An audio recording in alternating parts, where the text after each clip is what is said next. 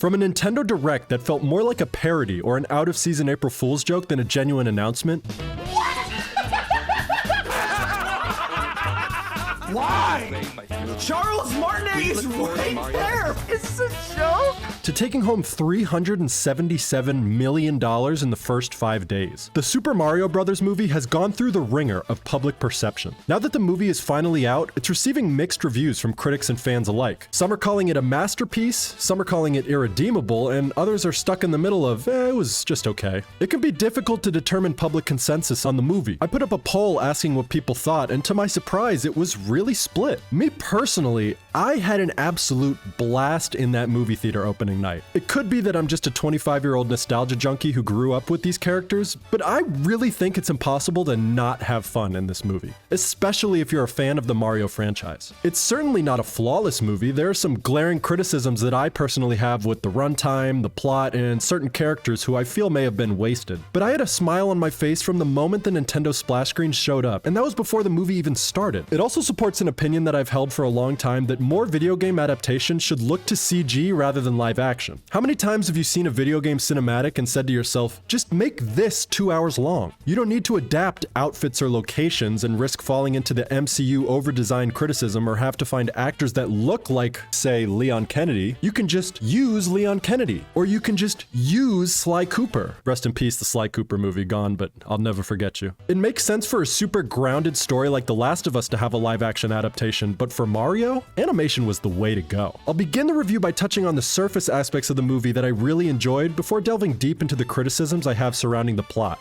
So, I'll admit it, my experience with Illumination movies begins and ends with the first Despicable Me movie, which I personally remember being a fantastically charming movie. So I don't share the vitriolic hatred for Illumination that others on the internet have, that think the minions are literally the spawn of Satan. The Minions? But there are valid criticisms levied against Illumination, whether that's the overindulgence it has to needle-dropping popular songs in their films, or that their jokes skew heavily toward immature fart jokes, which is fine considering they are kids' movies, but there are plenty of kids' movies that incorporate slick humor for the adults, which, according to the internet, because I haven't seen the movies, Illumination seems to disregard. And as far as Illumination using too many popular songs in their movies, I agree it somewhat feels like a crutch at times having too many recognizable needle drops that takes away from the significance of the track. However, I will say if I wasn't bombarded with this take on Twitter for weeks before the movie came out, I have a feeling it probably wouldn't have bothered me at all, so I won't hold that against them too bad. I really think Illumination knocked this film out of the park. The animation is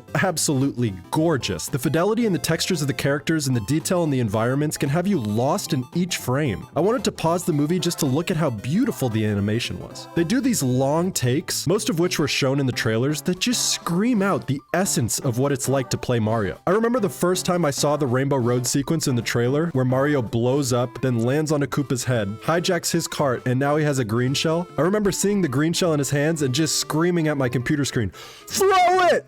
Throw it!" And when he threw it, I just felt it in my soul. It's such an amazing sequence, and there's so many long takes like that, whether it be Mario and Donkey Kong's making the push to Bowser's castle, or when Mario and Luigi are ganging up on Bowser in Brooklyn. This movie has heart, man. It oozes passion, and you can clearly tell that it was a product that came out of pure love for the games. It's easy to dunk on the movie for having a lot of references, and I can understand the criticism when references replace actual substance, but I think they did a fantastic job incorporating Easter eggs in this movie. I had an absolute blast noticing Luigi's GameCube ringtone, Little Mac on the wall, or Charles Martinet voicing the original Jumpman. And that's just in the very first scene. The respect it shows for its source material and the fact that it completely owns the universe it's in is hard to find in a sea of adaptations that seem to be embarrassed by the material it's adapting. So they just throw these horrible surface level jokes like, I just threw a truck at a dragon. Or, That's fine now. Or, Did he just catch a rocket? it's like they're embarrassed to be making such a campy movie that they constantly have to be self-referential. This is why the joke when Bowser says, Koopas!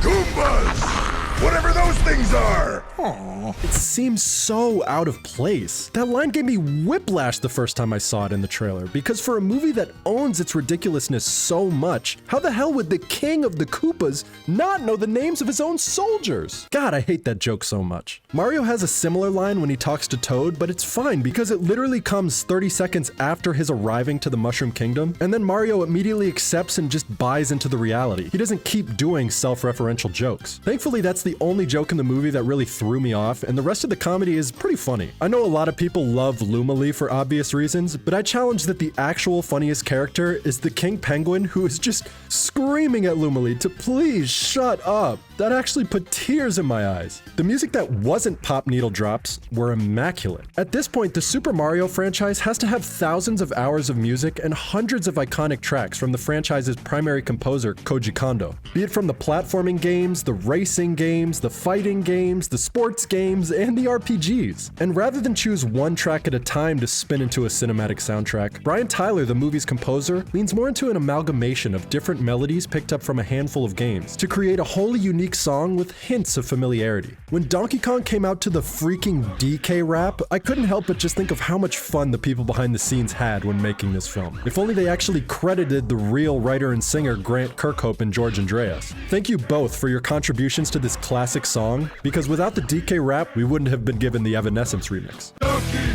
Wake me up inside. Wake me up inside. Call my name and save me from the dark. My only small personal gripe is I wish the new Super Mario Bros. Invincibility theme was incorporated into the finale, because that is the theme that echoes inside my head whenever I think about the invincibility pickup. But that's just a personal thing. And of course, the #1 song in the world right now, Peaches. Knowing how talented Jack Black is, I wouldn't be surprised if he came up with this song in one take off the top of his head. And the fact that he could potentially win an Oscar for it just adds to its legendary status. As a matter of fact, I think the entire voice acting cast did a phenomenal job. We have come a very long way from that infamous September 2021 Nintendo Direct that felt like a parody shitpost come to life. Reliving that moment through compilation videos of Nintendo fans reacting to the announcement is something that never fails to make me laugh. Between that and the subsequent media tour where Chris Pratt says Koopas like it was the first time he'd ever said the word in his entire life. Man, I spent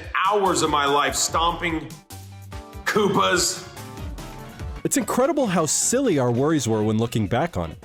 No! Is Are you fucking kidding me? No! Pratt genuinely surprised me with his performance, and I was able to lose his voice in the character fairly easily. It didn't sound to me like I was listening to Chris Pratt. There are two characters on the other hand who I just couldn't get their voice actors out of my head, and it's no fault to their performances, they just have such iconic voices that it's hard to immerse yourself in that character. The two characters I'm talking about are Luigi and Donkey Kong, voiced by Charlie Day and Seth Rogen. The actual technicality of their performances are amazing. These two actors have voice acting chops for days, and they've shown it on multiple performances. But as a huge fan of basically anything these two actors touch, it was hard for me to really immerse myself in their characters. Speaking of characters, as a super fan of the Paper Mario franchise, I applaud the direction they took with Bowser. Those who are not super intimate with who Bowser is as a character in the games can easily think that he's just a big dumb evil brute, which, to be fair, he just is in some game installments. But every game that goes out of its way to give Bowser unique personality beyond evil turtle leans toward the direction that he's a big, sappy love bug who just simps for Princess Peach. He doesn't want her as his prisoner, he literally wants to like crochet and cuddle with her, which is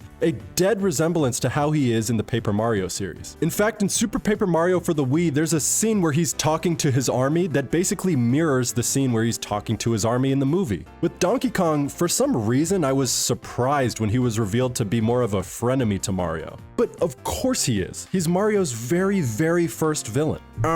Technically that's Cranky Kong and Jumpman, not Donkey Kong and Mario. Shut up. Shut your ass up, stupid ass motherfuckers. I really did grow to enjoy their dynamic with each other, and the running gag that Donkey Kong seemingly has an unlimited stockpile of barrels in arm's reach that he can throw at any time made me laugh every single time. the way they utilize Luigi's character is kinda funny. He really doesn't do anything except be trapped in a cage for the entire movie, and it really bothered me. But when I brought it up to my brother that they kinda wasted Luigi by not having him do much, he looked at me and just said, "So the same as Luigi in the games?" And I just laughed. I was like, I guess you're right. I don't have a problem with Luigi being captured and having him be Mario's motivation to defeat Bowser, but however, I do think that fleshing out his time in the Badlands and seeing a more horror aspect akin to Luigi's Mansion would have been awesome. The sequence with the dry bones is one of the best in the whole movie, and instead of him being immediately captured by the Shy Guys, he should have been given time to explore the castle and maybe encounter some booze. God, I love booze. It could have been a real B story to complement Mario's adventure to save him, but instead he just sits in a cage the whole time until the end where he does help Mario defeat Bowser. As far as Mario's character goes, after seeing some of the early reviews for the movie about it being more about Peach versus Bowser than Mario versus Bowser, I was really worried that Mario would be a side character in his own movie. And for a little bit he was, but he does end up defeating Donkey Kong to gain the support of the Kongs. He redirects the Banzai Bill, saving the entire Mushroom Kingdom from destruction. And he does defeat Bowser at the climax, so he wasn't as passive to the story as some would like to make him out to be. Well, now that we're talking about story, let's get into the real meat and potatoes of this review. The actual story, which is the most important aspect of the film. And it's also, unfortunately, where I found myself having the most problems. Starting with the pacing of this movie. This movie is short and moves fast. It's only about 80 minutes long, which is the same length as a single episode of Stranger Things in season 4. I wish they gave this movie more time to breathe. It's like it was all plot and we were never given a chance to just sit with the characters and listen to them talk. There are a few times where this does happen, like after Mario defeats Donkey Kong or when they get swallowed by the Unagi, but again, those scenes move so fast. I think making Mario and Peach's journey to the Kong should have been an entire second act, rather than a montage of them wandering through different worlds. Wasn't that the whole point of Mario's training montage? Peach tells Mario, if you're coming with me, you need to pass this test. So that was just a complete lie because the training never came into play when they were actually moving throughout the world, only at the very end when they needed to get up to Bowser's castle. I would have loved to spend more time in the other worlds and gotten to meet more enemies. As far as plot goes, I don't knock the movie too much for having a predictable plot like some others I've seen because it's a freaking Mario movie, like what did y'all expect? But also because there is a point in the movie where it does take an unpredictable turn at the climax. When the Banzai Bill destroys the warp pipes and brings Bowser's castle to Brooklyn, that was a really interesting change of events that made me think, okay, now we're getting somewhere where I really don't know where this is gonna head. And then the funny thing is, once they defeat Bowser, it ends with Mario waking up in his new life in the Mushroom Kingdom, which is awesome, but like, did they ever clean up Brooklyn? Like, is there just lava flowing down the streets of Flatbush now? And Mario just said, yeah, f it, I'm just gonna go back to video game land. Not that he would be responsible for the cleanup, I just think it's hilarious how they cut to the ending and expect us to forget about the giant floating island that crash landed on Earth. Now, there's one character that I haven't talked about and one aspect of the story that I will say I wish went a bit differently. Let's talk about Princess Peach. Oh boy, I can't wait to get canceled before I hit 10,000 subscribers. As far as Peach's character goes, I don't have any problems with her. Of course she's going to be incredibly strong and capable, way more so than Mario. Because she grew up in the Mushroom Kingdom. Mario just freaking got there. Also, have y'all ever played Super Smash Bros? She's out here waxing people. She's an S-tier character in 2023, so I don't have any problem with the direction they took Peach's character. I think it's perfectly logical to the context of the story. So when Bowser inevitably ends up capturing Peach, I thought, oh my god, this is genius writing. They somehow got rid of Peach's damsel in distress status while also finding a way to allow Mario his franchise-wide goal of saving the princess. It's literally the best of both worlds. Or so I thought. It turns out she still doesn't need Mario's help because she can just solo Bowser's army on her own, which I thought was a missed opportunity to give Mario a way to fulfill his game motivation by also saving Peach on his way to save Luigi. But he only ends up needing to save Luigi because, you know, Peach can handle herself. So here's my problem. Having strength and being capable doesn't mean that you should never turn to others for help. It's actually a dangerous mindset to find yourself in. It's powerful when a character is strong enough to fend for themselves, but it's equally powerful to show that there's nothing wrong with accepting help from other people. Think of the rebar sequence from The Last of Us. Throughout the entire story, Joel has refused help from others, especially Ellie, because he can handle himself, until he can't. And when it comes time for him to accept that he needs to accept Ellie's help or he's going to die, it's an extremely powerful moment in the story. Is it the worst thing in the world that Mario doesn't rescue Peach? I mean, no, Mario's only motivation is to save Luigi, so he doesn't have any motivation to save Peach anyway. I just can't believe how perfectly they set it up. Like Mario is gonna be the one to save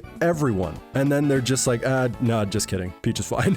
It seemed like a missed opportunity to me. Overall, I adore this movie for how faithful it is to its source material. I'm thinking about doing a comparison between The Last of Us's adaptation, which shies away from gameplay, and this adaptation, which is gameplay, gameplay, gameplay. Two polar opposite and yet effective ways to adapt games to the big screen. If you're interested in a video like that, let me know in the comments below. Also, go ahead and throw up a mushroom in the comments if you've made it to this point in the video. Let me know if you agree or disagree, and what you all thought of the movie. And if you enjoyed this video, I'm sorry, Nick Coleman, but I'm gonna say the line, consider liking and subscribing, as it really helps out the content. See you next time!